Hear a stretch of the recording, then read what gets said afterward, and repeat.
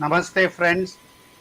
Welcome to Virat Hindustan Sangam's Words of Wisdom Gyan Ganga on our various social media channels. Today is episode 198, and we will be discussing what's ailing the Archaeological Survey of India.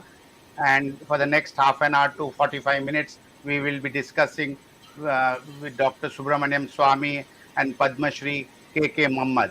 As you all know, Mr. K.K. Muhammad has appeared in our program in the past. He is a Kerala born and is an Indian archaeologist who served on the regional as the regional director north of the Archaeological Survey of India, which is popularly known as the ASI. And during his career, he undertook many things, but the most important thing which he will be remembered was for the remarks or the report on the remnants of a temple under the Babri Masjid with other associates. He had mentioned about this many decades ago, and he has been associated with the Bateshwar complex in Madhya Pradesh, which is a complex of more than 200 ancient Shiva and Vishnu temples situated about 40 kilometers from Gwalior. And he has been associated with this project, and he had recently written an autobiography in Malayalam, which was later translated into English.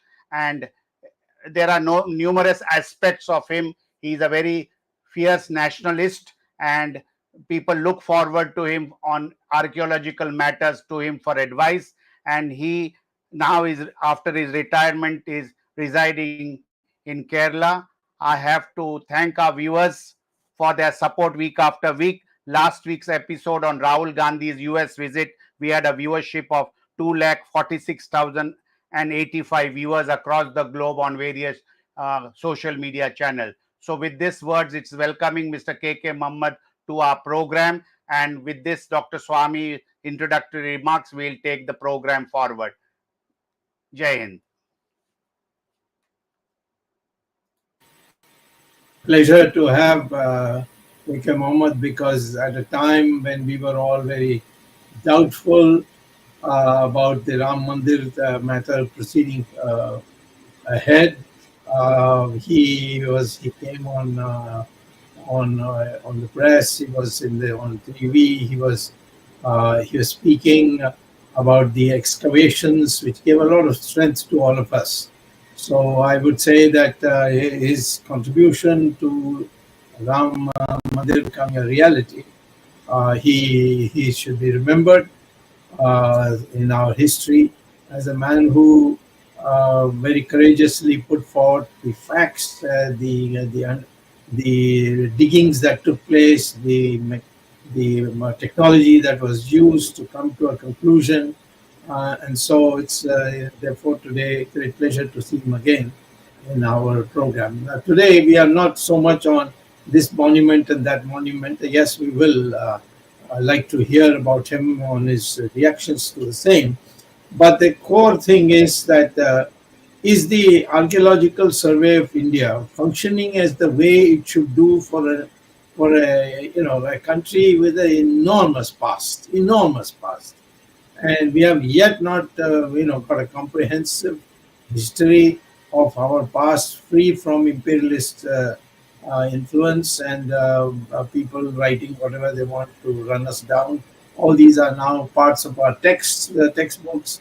So we need now to get to the situation where we get to know about the past. So the Archaeological Survey of India, which I think was set up in 1861, actually. And then, of course, the Act itself was in 1958, which laid down the procedures that have to be followed. So it's a 162-year-old setup, Archaeological Survey of India, but it has suffered from two main problems, which, according to me, I've seen in writings and so on. Bring it to the notice of K.K. Mohammed. Padmashri K.K. Mohammed, I should say. He's a decorated man now, having received the Padmashri.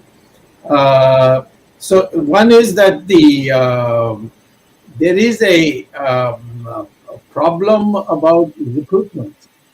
where the expertise has been given the go by. And this I have discussed with the then minister who looks after the archaeological survey, that is Patel. And also, I had one major meeting and the question of the Ram temple, the bridge Ram Setu issue. So there, the officials also expressed a number of views in uh, in a in an informal talk there. So first of all, there is a definite uh, period when the left wing, with notable exceptions like K.K. Mohammed and of course his senior, and so with except that the influence was tremendous in the ASI, and that meant what should be investigated, what should not be investigated, and that has created a big void just now. Now, there's also a fancy for foreign funding. I don't know how valuable he thinks. I'd like to hear from KK Mohammed. For instance, Aga Khan has given a lot of money to the ASI, and there is an increasing tendency to get money from outside so that the bureaucracy of the government gets minimized, and therefore people play their own roles in furthering the focus of the ASI. The Ram Setu is an example where uh, Archaeological Survey of India should have played a major role, and they had played a role in the case of Manjoli Island, where Krishna was supposed to have danced with the uh, with the ladies there, and that has now been declared as a UNESCO heritage area, whereas the Ram Setu still has not been declared as a heritage area, although it's a marvel, it's a real marvel, and you can see that it's a bridge that was built. What was written in the Ramayana, you can see in real life, like that. For example, the rock. It's not really a rock. It's actually the merger, fusing of shells and so on. They come and they I think there's another name for it, and that is described in the Ramayana, and you can see it in real life. It floats, so you'd have to stick it in with the bridge for it to function as a stent. So these are things which need to be brought on focus. So finally, let me, before handing over, say that I was given to the understanding that there's a lot of corruption, there is a lot of looting, and so on. And 500 plus FIRs have been registered, but not one there has been an action. This is something that somebody told me, and KK Mohammed can put me wise to what the correct position is.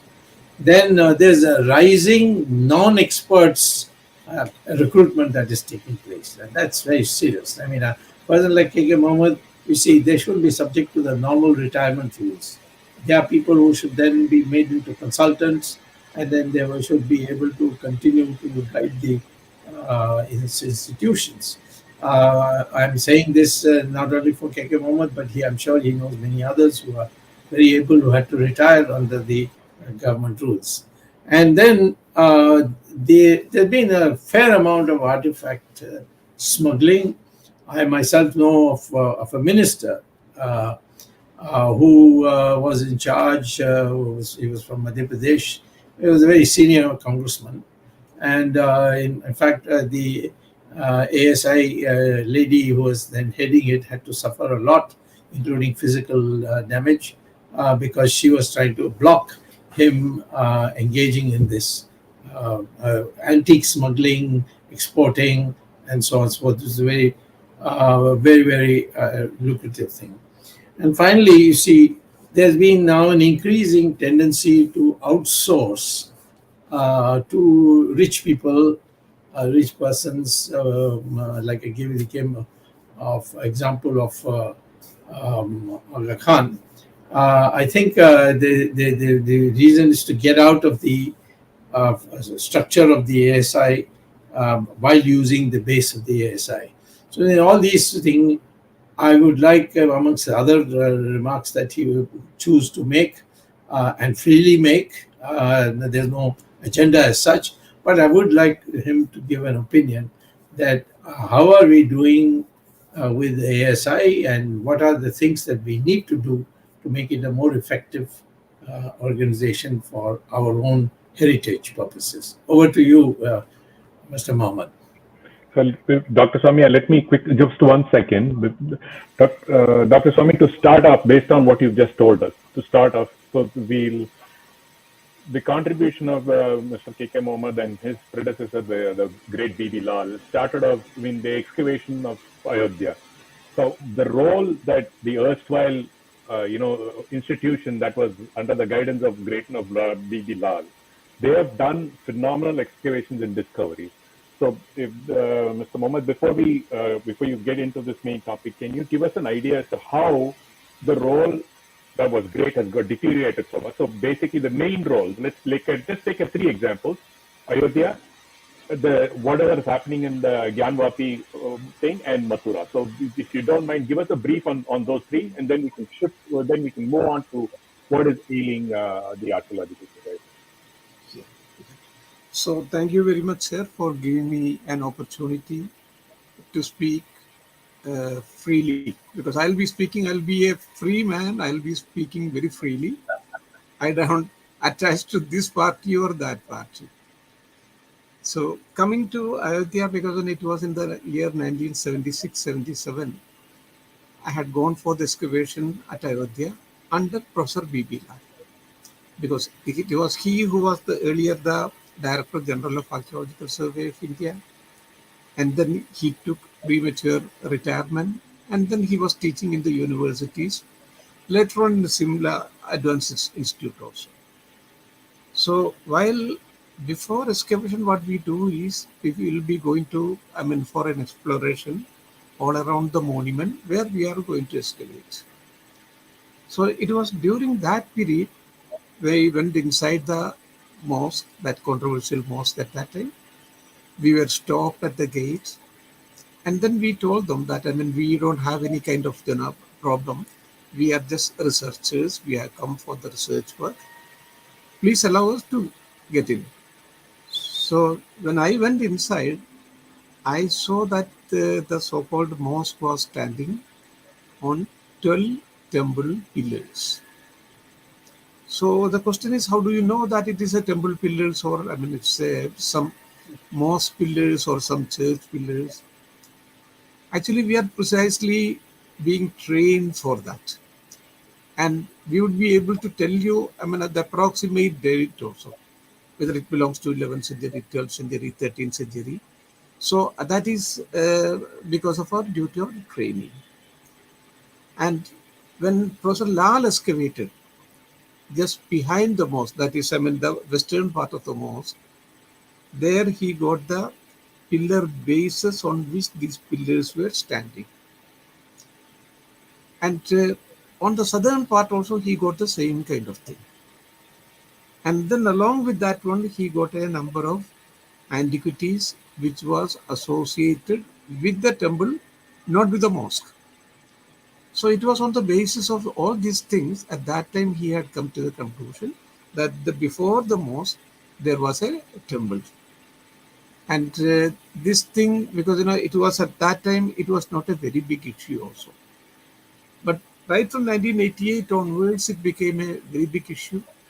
Many Advaniji's Padayatra started, VSP came in, and it became a very big issue. It was the communist historians at that time who had gone to the press and said, see, Professor Lal has excavated the place, and he did not get anything associated with the temple. So there is no question of the place being handed over to Hindus. That was their statement. And none of them were archaeologists, number one. None of them had visited the site during the excavation, because throughout the excavation I was there. I had not seen any of these people. And later on also they did not claim that they had gone to the site. So it was, I mean, without, because no, but they had a lot of press connections. An archaeologist is mostly an introvert, but historians are mostly extrovert. They had a lot of connection with the English press also. So it was at that time Professor Lal had to defend himself. And he said, no, we have excavated and we got many things associated with the temples. And I was at that time, I was working in Madras. I was in Fort St. George. I gave a statement, which of course it was, now it seems it was a very dangerous statement because there was no hope that BJP would ever come to power at that time. It was in 1990. I gave a statement. I was the only Muslim who had participated in the excavation. And I have seen the temple pillars here also and the temple pillar bases which was excavated and also the antiquities that was excavated. And then I added one more thing that this is this Ram Janambhoomi. This is as important for Hindus as Makkah and Medina are for Muslims. So Muslims should willingly hand it over to Hindu community for constructing a huge, magnificent temple. That was my statement.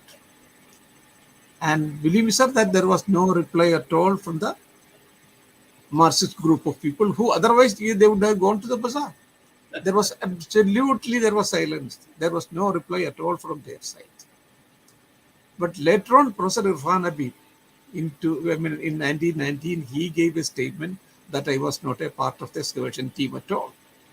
And there was one more person, he gave a statement that I was not a part of the excavation team. And there is another professor in Aligarh Muslim University, Nadeem Rizvi.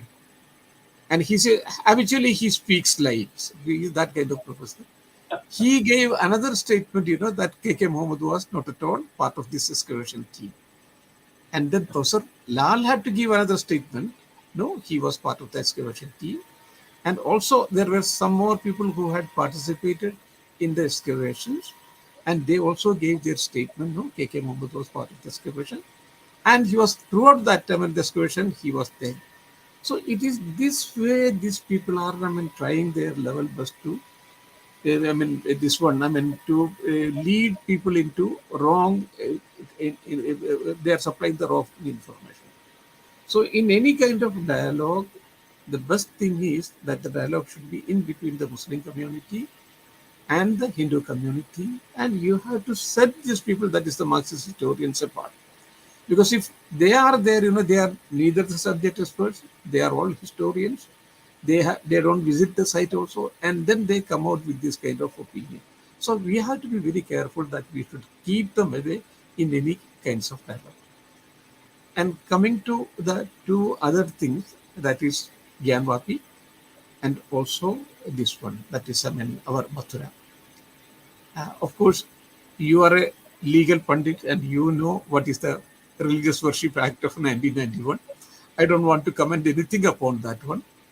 Otherwise, my feeling is that, and my opinion is that these two places also should be handed over by the Muslim community to construct a magnificent temple for the Hindu community. Because as I said earlier, this is again as important for Hindu community as Makkah and Medina are for Muslim. The whole development of the Hindu community, Hinduism, it started from all these three important places. So there should have been, for Muslim, it is neither associated with Prophet Muhammad. Had it been associated with Prophet Muhammad, I too would have sided with them. It is not associated with the Khulafa or Rashidin, that the four important caliphs of Islam, the second most important people. I would have been with them. It is not associated with any of these great Sufi saints like Khwaja Nizamuddin Awliya. Then we have that the great Muinuddin Chishti or many other people. So had it been associated with those people also, we would have been there along with them. It is simply a mosque. They could take their mosque to any other places, but a Hindu cannot take these three places, or he cannot replace it. So these things the Muslim community should understand. And many were, understanding it also. But it was these people who created, especially Irfan Habib from Aligarh Muslim University. It was he who was behind all many of these things, himself and the JNU historians also. So this is my humble submission that Muslims should think of all these things. They should come out because you just cannot expel Muslim community from India. That Hindus should realize we have to live, harmoniously, and for that, there should be some kind of adjustment from both the communities, and more adjustment should come from the Muslim community. It is only they have to do it, and the Hinduism, even otherwise, also, it's a very tolerant religion. And I often say that if you want any religion in future, and that too a kind of accommodative religion, because whether you worship Shiva or not, whether you worship Vishnu or not, you don't go to the temple, even then also you are a Hindu. Such an accommodative religion. Muslims should have taken advantage out of this thing, and we should unitedly build a very strong India. That is my appeal to Muslim community. Um, you finished, or you still some more to say? No, it's all. That is the beginning, because our main topic is. Yeah. Yes. See, first of all, you mentioned a very important point about the Places of Worship Act. And I have a petition pending in the Supreme Court. It has been heard briefly. It has been accepted. It's been admitted, and we have to perhaps in July, August go through it. Now, there are people who say abolish this act altogether. It's obnoxious, this thing, and so on. There are some points on the constitutional aspects which there is some justification, but I am not on that. I'm on the question as to what is it that Hindus now want. Hindus have been saying for a long time, and then all the sadhus, sannyasis of eminence came together under Swamy Chinmayananda, and there the decision was taken that of all the temples that were demolished, and there were about 40,000 at least that we know that were demolished by various invaders, there are only 3 which cannot be built anywhere else. And that was the argument on which I revived the Ram Janmabhoomi case, which was lying in for 8 years without being taken up. In the Allahabad High Court, said 1/3 to Muslims and 2/3 to Hindus. Neither wanted that. So they both went to the Supreme Court, and for 8 years there was not a single hearing. And Ashok Singhal, who was those days very sick and probably began to sense that he may not last long, he asked me to take it over, and I suddenly came upon the idea, what's so special about Ram Mandir? Because there's so many Ram Mandirs around the country. Why are we insisting on this one Ram Mandir? Because that was where Ram was born. And that's a faith. I mean, there's no need for proof. Just like there's no need for proof that Masjid Muhammad went to from Al-Aqsa, he went on a horse up to the Yemen. There's no proof, but there's a faith, and you can't change that. Same thing of Christ being in Bethlehem. That's also faith. It was somebody's dream. Some queen of Italy or something, Rome, who dreamt that Christ was born there. So these are faith matters. The same faith was there that Ram was born in Ayodhya, in a particular spot where the masjid stood. So therefore, masjid, as you said, can go anywhere. You can even read namaz on a open road, or you can read on your drawing room, you can read on the aeroplane. Namaz is a place where, except 1 or 2 exceptions you mentioned, generally speaking, in countries, Muslim countries, they demolished masjids for building roads, because it is the only place to read namaz, and namaz can be read anywhere else. So therefore, the argument was, this is a mosque which can be somewhere else, and Ram Mandir is actually Ram Janmabhoomi Mandir, that has to be made separate. Now, coming to, before I hand over to my other colleagues, there are two other things you mentioned, that is Kashi Vishwanath and in Mathura. Gyanvapi. No, yeah, Yeah, Mathura and Kashi. Yeah, Gyanvapi. yeah, no. Yeah, so yes, Gyan, to separate from what Ayodhya built in the site, was a temporary alternative to Gyanvapi. There's a Kashi Vishwanath temple today functioning in Varanasi, but that's not the original one. The original one is a Gyanvapi where a huge masjid stands. Now that is the place where Lord Shiva himself came and planted a Jyotirling. Of the 12 Jyotirlings, the last one was Somnath. Somnath, Sardar Patel saw to it was built. It was demolished by Muhammed Ghori. And and there were some others also had come. So that's over. So now we have only one Jyotirling, and that is the Gyanvapi one. And a mosque can be built somewhere else, because this is not a mosque which has any special significance that can't be moved. In fact, you don't build mosques. Muslims don't build mosques on demolished mandirs as a rule. And but Aurangzeb had observed, and I've seen some writing on it, that since the Kashi Vishwanath Gyanvapi temple has been built already 3 times after demolition, so this time they should not be able to rebuild. So therefore, the mosque should be built on where the temple stood, and that's how the temple was built.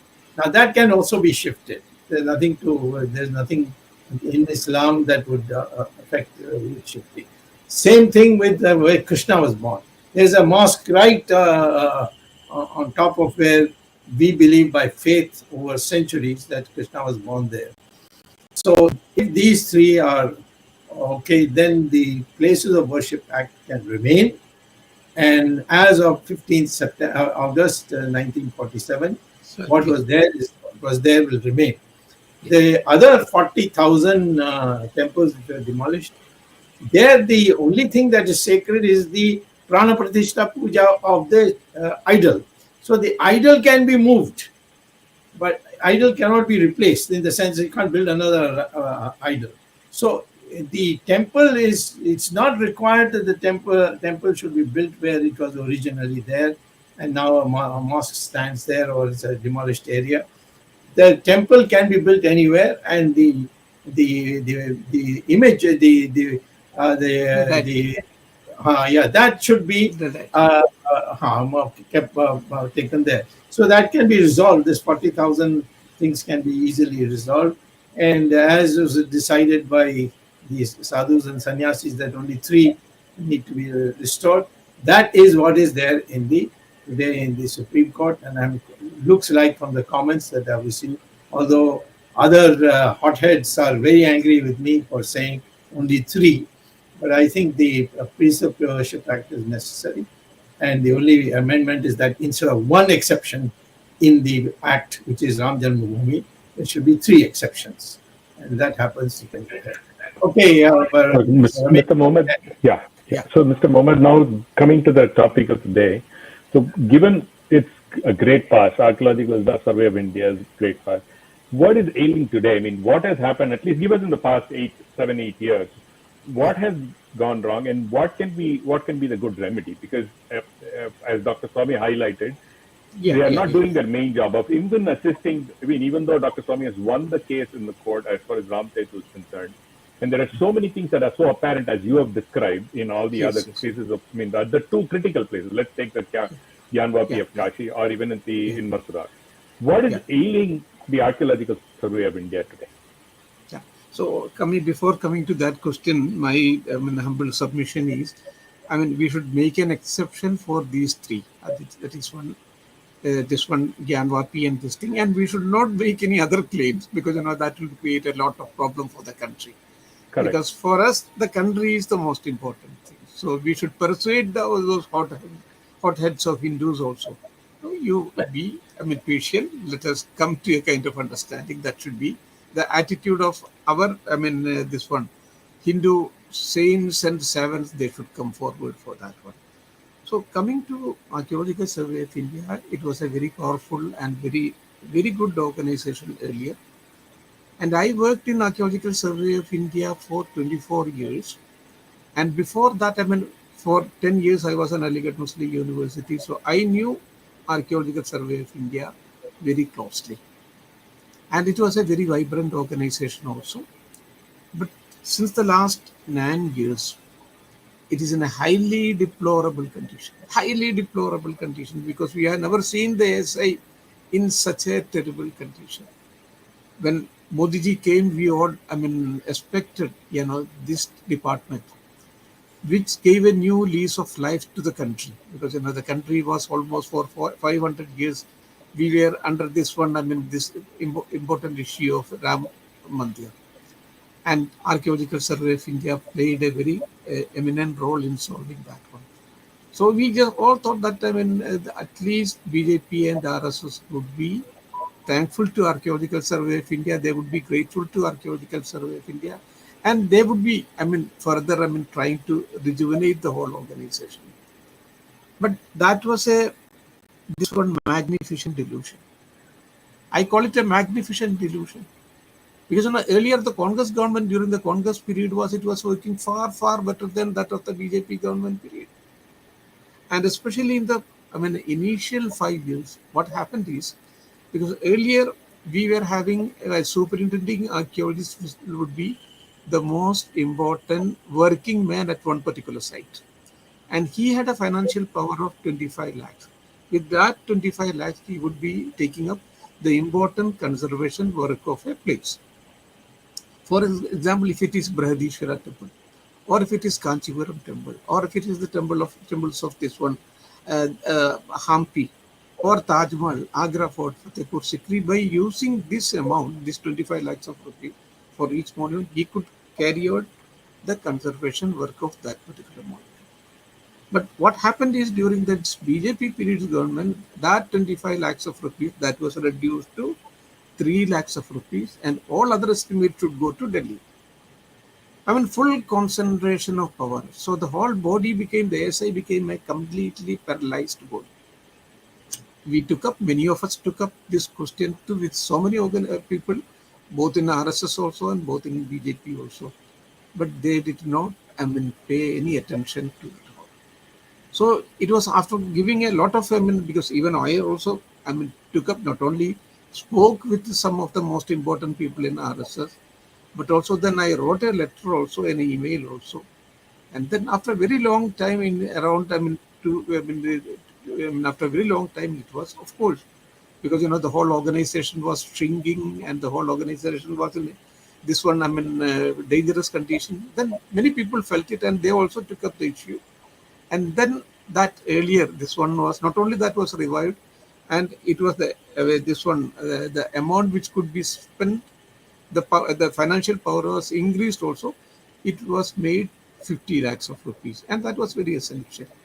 But by that time, they had completely, I mean, killed the organization, that is the Archaeological Survey. And then what they did is, because ASI has got two conservation things. One is the structural conservation. What is the structural conservation? That is the monument proper. If it is Taj Mahal, take up the conservation of Taj Mahal. If it is Brihadishwara temple, take up the conservation of that.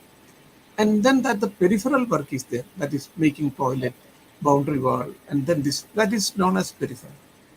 And these things were given to certain organization who made, I mean, inflated estimates. Inflated estimate mean some of these toilets were costing 90 lakhs of rupees. How many people go to Tughlaqabad? And there are two such 90 lakh toilets. How many people go there? Yeah.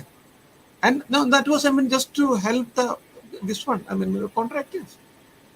Very plainly, it is just to help the contractors. You have the great Hampi, you have the Pansupari Bazaar of Hampi, you have the Virubhasha temple, Bazaar of them. It is in, I mean, pell-mell in many of them. Why couldn't you spend this kind of amount on those things? And in Bateshwar is a place where I had worked. along with the Chambal dacoit, Narway Singh Gujjar and other people, they helped us. There I have been able to reconstruct 80 temples. It's a record. 80 temples I have. I mean, that is also not simple repair work. It was completely, the whole thing had fallen down in a huge earthquake. And from there, we have reconstructed 80 temples. And during the entire BJP period, please note it, sir, and please underline, during the entire BJP period of 9 years, not a single temple has been reconstructed there. This is the deplorable condition of Archaeological Survey of India during BJP period. Whom to blame? Whether BJP or RSS? I squarely blame RSS. Because BJP means, I mean, they are like any other political party. We don't give any kind of respect for them. It should have been taken up by RSS, but they did not. This is the whole condition. And the infrastructure of Archaeological Survey of India also. That is crumbling. That's crumbling. You don't have enough officers. You don't have enough workers. At various places, there are not many the proper engineers. You don't have proper archaeologists. Many of these places, like the great Hastinapura, that should be re-excavated again because it was done by Professor Bibila long back. And he came out with certain, very good results also.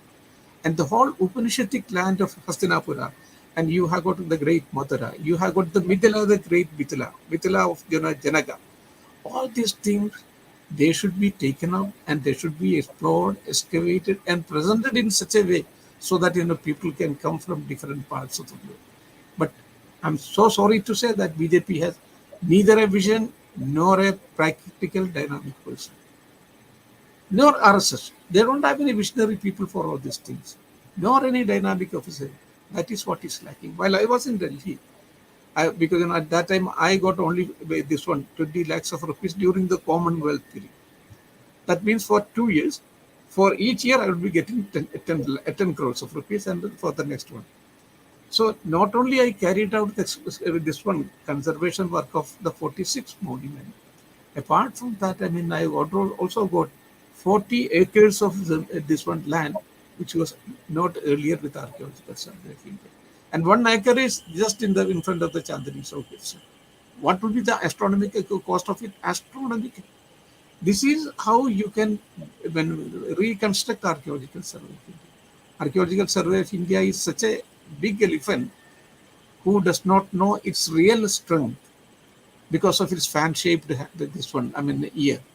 So similarly, archaeological, people, they do not realize it. Make it a vibrant organization and market your heritage. I'll give you one example because this Lord Buddha, after his demise, his body was cremated and this body ashes were given to 8 places. That is, most important places with which Lord Buddha was associated. And that is put in a relic casket. It is known as relic casket, and that is the most important and most holiest thing for a Buddhist. So, and such a relic casket has been excavated at Piprava. Piprava is the modern Kapilavastu. So I made a similar one, and then placed ashes. Holy grains from 4 important places. A similar one, it is a replica of the same thing with the same kind of stone. And my cost was only 500 rupees at that time. And any Buddhist, he would be taking such a similar one. And he would be taking it for 5,000 rupees. See, just my cost is only 400 rupees. And he would be taking it 4,000 rupees if you place grains, soil grains from few places like Bodh Gaya, Kushinagar, and few other places. And this way you can sell your heritage like anything. But there is no thinking in Archaeological Survey of India. Our ministers are also like that one, and our officials are also like that one. So what we have to do is that you have to rejuvenate the whole Archaeological Survey, shake up it, give them proper manpower, because that is one thing is very lacking. Manpower is essential and the infrastructure is essential. Make it a vibrant organization and present the heritage of the country in such a way, an attractive way, like other countries are doing. And Buddhist heritage is being sold by China better than us. Buddhist heritage is being sold by Sri Lanka than us. That is what is happening. And similarly, that is the whole country. But I don't know whether the government would ever realize it. And the worst part is, I mean, the most deplorable condition was not during the Congress period, it is during the BJP period. Dr. Swamy, you have any questions, further questions or comments? No, I think he has addressed all the questions that I had posed in his own way, and has done it very nicely and very beautifully. And I think this is something we can. I wonder if Jagdish has anything to add Yes. to. Jagdish, yeah, you go ahead. Mr. KK Muhammad, Yes. some of our viewers have put out a question which is also what is appearing in the newspapers. ASI takes over lot of religious places as part of the archaeological act or whatever that act is. Yeah, But worship is not allowed in many of these temples, yeah, especially temples. So I yeah, want to know what exactly is the situation, because those places are places of worship. They are declared as protected monument. But why yeah. is worship not allowed? In fact, there's a report, I think, which you must have seen in the last few days. At some places, the monuments or the idols are stolen away because there is no worship.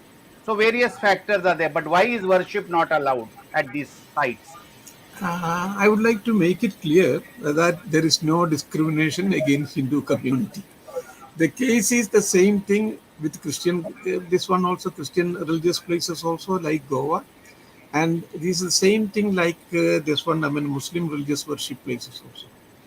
The rule of the Archaeological Survey of India is at the time of, at the time of taking over a particular monument, whether it is Mahabalipuram temple, whether it is Brihadishwara temple, at the time of taking over, or at the time of taking over of some Islamic monument or of Goan monument, that is Christian monument.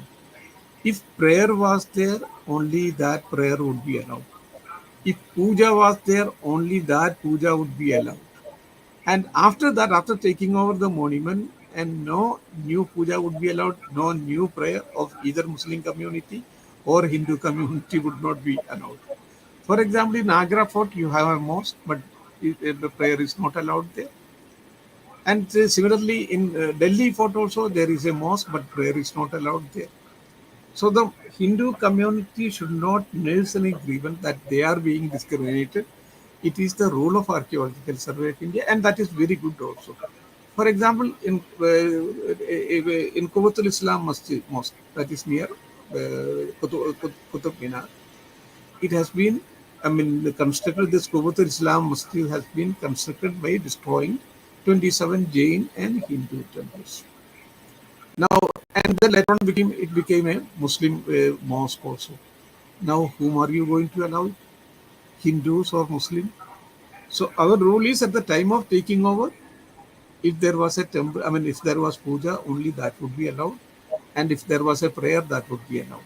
That's all. So that is a very good law also, and they should not nurse any Hindu community should not nurse any grievance that they are being discriminated. It's not like that. It is the role of the government of India. No, Mr. KK Muhammad, the question is not I. My question, in fact, was that none of them are allowed. I mean, Yeah, there is no discrimination. That's a good thing.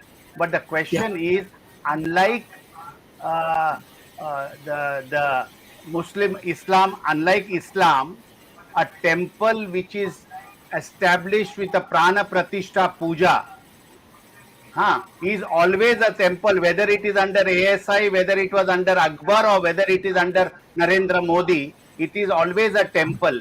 A mosque can, people can pray anywhere else. So what is saying is, suppose some temple has been discovered in the jungle or in some place which is not accessible or something or the other, but it is a temple. Our temples were not decorative pieces, but a place of worship with a prana pratishtha puja. So why this this finer point is not taken, looked after either by the government or ASI, or is there no thinking on this issue? I mean, I'm not against Uh, mosques and all that, yes, but yes. I'm saying is this prana pratishtha puja and the importance of temple is different from a mosque. See, we cannot give any kind of exception to any particular community. And that should be taken up by Swamiji himself. He is the legal scholar. So it would be taken up by him. But I mean, we should not, because I face the same kind of question which you raised from Govan community, because there are this one churches there, that is Say Cathedral Church and Bom Jesus, where the prayer was going on. But few people, they wanted to, I mean, start prayer in this one, in St. Francis Church, and also, and there was another temple there on the top of it, and St. Cajetan also. I was the superintending archaeologist. I opposed it. So, but they said no. I mean, it is. I mean, the churches are for prayer only, and prayer you cannot stop it. So, but then I mean, it became a legal issue. But later on, they withdrew. Similarly, I had to face the same kind of question from the Muslim community in Delhi itself. In Delhi, at four places, they started praying, and there were some political support also for that time. I opposed it, but they said, no, no, no, this is, I mean, Masjid Mosque is, I mean, the Chaudhry Mateen was there. I mean, he was the MLA of, what is that, Selampur. It was he who was in front of the whole thing. And he came, and along with him, there was a lot of political interference also. They came, they raised the same question which you raised. And I think that the best thing is, we should not allow any particular community. We should not have any exception on the basis of the Prana Pratishtha. If you take the issue of the Prana Pratishtha, they will also bring up some kind of rules from their own religious book. So let us not get into that thing. We have to have a common, this one, rules and regulation. Let us follow that one, and that is the best thing. As I say it as a person who knows the pulses of the whole thing, because many community will raise it, the same kind of issue. Let us not get into that thing, that kind of argument. Mr. Muhammad, go ahead, Dr. Swamy. Go ahead. Yeah. A short question. See, in the Ram Janmabhoomi issue, ultimately the Muslim community accepted to build a masjid in Faizabad, which is now I think called Ayodhya. And they wanted some funding for it, which was given by the court. I don't see why, when you can read namaz anywhere, why the Muslims in the case of Kashi Vishwanath, Janmabhoomi, not accept another place to build a masjid. I mean, I'm really trying to ask you the psychology. It's not a masjid is, it's not that in Turkey, for example, to build a road, they demolish masjids or shake them. Same thing in Saudi Arabia. Why is it that in our country, Muslims are so rigid when it comes to shifting a mosque, which will be built entirely at the state's expense? And not many, I mean, these two, Krishna Janmabhoomi and Kashi Vishwanath, do you think that the average Muslim is of the view that he could not give a niche on this issue? Or it is only the people who are playing the leadership role who are making it very hard? What I feel is that if we can have a dialogue with Muslim community directly, as you had taken up this issue with so many people, because I know, Yes. because you had taken up this question Cyber- without Saudi- yes. Shahabuddin Saab se आपने बात किया था, and you had taken up this Owaisi Saab se also, Yes. and many other people you had taken up it. We should, Muslim community will realize the thing. Because in the case of Ayodhya, also Muslim community, I had spoken to a lot of Muslim community at that time. I was in Aligarh Muslim University at that time. So I know the pulse of the Muslim community at that time. And I was fighting with Irfan Abi, but BJP and RSS were supporting him at that time. So up to 1988, yes, up to 1988. So I have seen all these things. Yes. Ups and downs I have seen. So this, if we speak to them, I mean, so I know that the Muslim community also wanted to, I mean, hand it over to this one Hindu community at that time. And I also spoke to, because I know while I was in at that time in Oman for some time for an excavation under UNESCO. So at that time, some of the people who came to know, I mean, most of the people in the when I went to a hotel, because most of the people there working were from Kerala, and they were all associated with Swamy, that extreme the Muslim organization. They invited me for a lecture. I said I'm ready to come, but you should not create any problem. I'll speak. I mean, what I have seen, and I spoke for 1 hour, and they were all convinced that Muslims should hand it over. And then these extreme, the so-called extreme Muslim, I mean, four of them, they took me to a separate room, and then they asked me, why don't you speak this thing to Sayyid Shahabuddin Sahab? I mean, the way you have explained to us, that was there were 71 people, except one person who was, I mean, very belligerent at that time. All of them agreed with me. And then they took me, four of them took me to another room, and then told me. I said that I don't know Sayyid Shahabuddin Sahab. But then later on, there was an issue because, on which he had sent a letter to some other ministers, and that letter came to me. And I took I mean, a very principled stand against a Hindu MLA. His name is Jawahar Prasad, who had engrossed into Sher Shah Suri's Maqbara. So there he wrote a letter appreciating my stand, and then I wrote him a reply, and in which I explained the whole thing.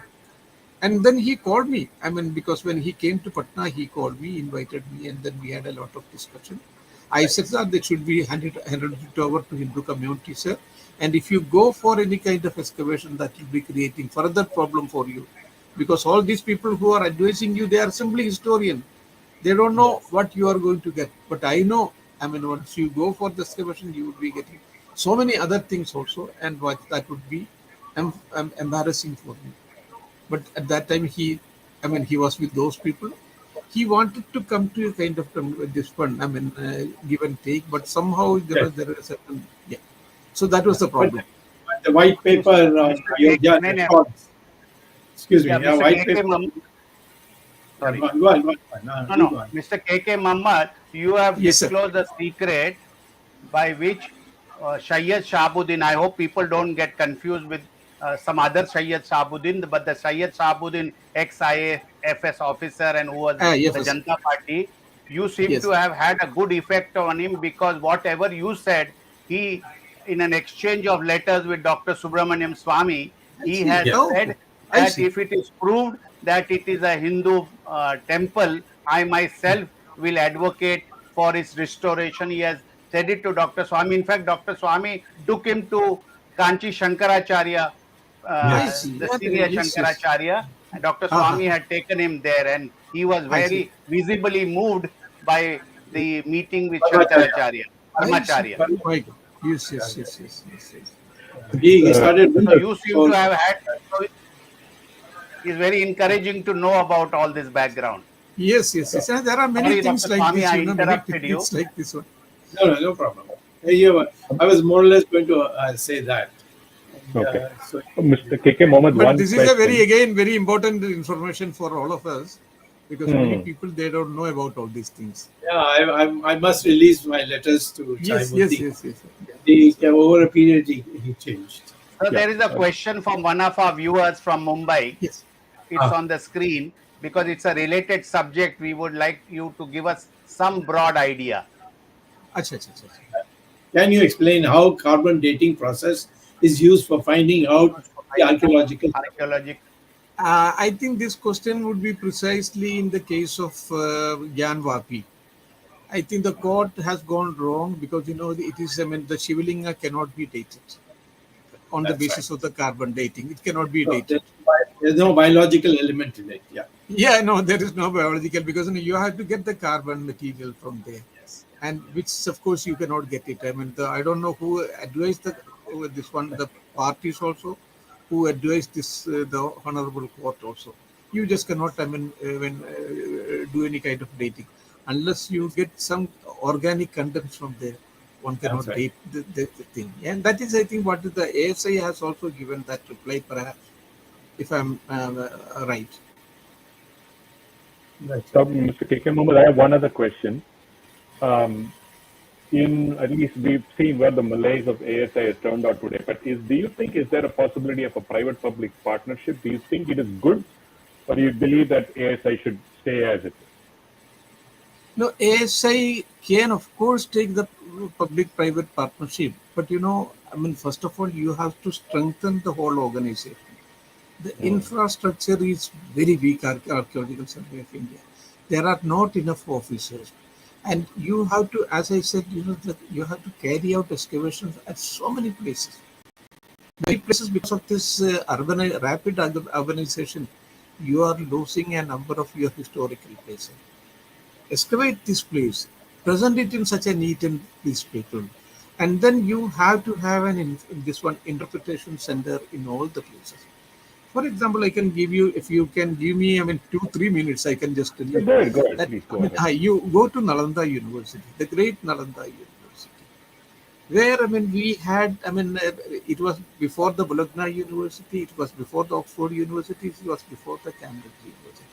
Yeah. Cambridge University came in, I mean, with the 12th century, and then the other one in 13th century, Bologna, of course, in 11th century. And 700 years before that, we had such a great university like Nalanda University.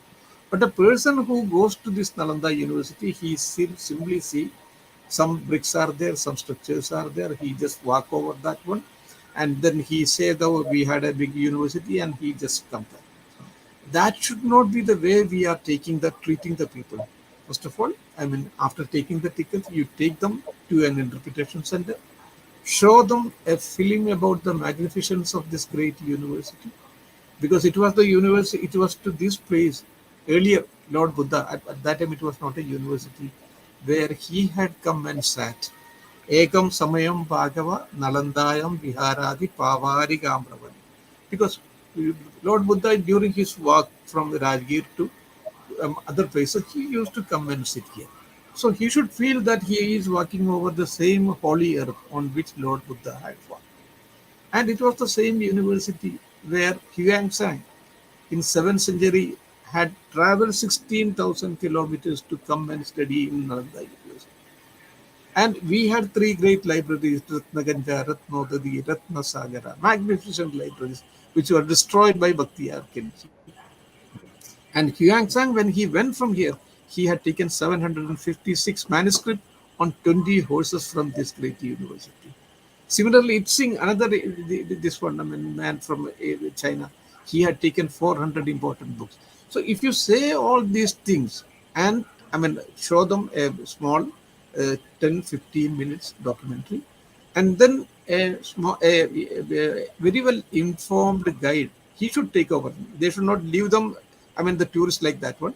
He should take them from place to place and put a tongue in each and every stone, in each and every brick, and the whole Nalanda will come out alive before him. And when he goes out of this one, the university, he would be, I mean, completely a rejuvenated person. His Kundalini would be raised. So we have to have, every monument should be a place of repair work for us. It should be a place where our Kundalini would be raised. That should be. Hmm. But the government of India, they have miserably failed to do all these things. In all the monument, every monument should be that kind of center. That is what my pleading. Incidentally, Mr. Mohammed, just 1 minute, near Nalanda, there's a railway station called Bhaktiyarpur. So we are still celebrating. Yes, yes, yes. That is the most. Yes, I've that written is the four strange irony of letters, fate, I call it. four letters to the Prime Minister on it, no action. so, Mr. Mohammed, before we conclude, there are two questions that we want to. One is about the Ram Setu. What is the ASI? I mean, not the current ASI. In As general, the authenticity of Ram Setu, because Dr. Swamy has already proved it once. I It's not, we're don't not know saying what that, is right? the attitude of the. Uh, I don't know Go what is ahead. the attitude of the Archaeological Survey of India. Hmm. Archaeological Survey of India is a scientific organization, so Hmm. they have to do underwater, excavation should be carried out in all these places. But what I feel is it should be protected as a natural heritage. because UNESCO has got two wings. I mean, two important things. One is the man-made heritage, and the other one is natural heritage. So, as a student of archaeology, my when I will not recommend like sir that it should be protected as a man-made heritage. My pleading is that it should be protected as a natural heritage of the country, and that too it should come under UNESCO also, because it is such a very important thing. It should be protected that way as a natural heritage. Okay. The second thing is, how do we establish the? I mean, well, there's one other. If we can't do carbon dating for the Shivling, how do we prove the authenticity or the age of the Gyanvapi Shivling? No, I mean the best thing is, I mean, of course you can go to scientific method, because there are thermoluminescence dating is there. So by thermoluminescence dating the bricks and other things, I mean that could be dated. Bricks, if it is bricks. If it is pottery, you can go the thermoluminescence dating. There are now, I mean, the scientific world has developed many other dating also. So I mean that thermoluminescence dating would be the best method for these things and for the excavation also. Okay. Jagdish, do you have anything else, Dr. Swamy, No, before we no, can I think conclude? we have come to the Okay. end of our program. Yeah. Ramesh ji, you Okay. can wind up. Okay. Thank you, Muhammed, and thank you, Dr. Swamy. We had a very interesting discussion today. Very Yeah, timely because there's a lot of things going on. I think Dr. Muhammad, he placed the subject very clearly. Very objective views. We heard very objective views from him. I hope we can do some more of these as we move forward. Thank you, viewers, for joining as usual in good numbers. The thanks for the support team, the technical team behind this to put these things, because it's every week. It's not easy. We think this through. We to pick up the subjects and we spend time to get these things. So a big thanks to the technical team as well. Next week we'll again meet you with another very interesting topic. And thank you again. Thank you all, and we'll see you next week. Mohammed, if you don't mind, just wait for a second. We have some more things Sure, to cover. sure.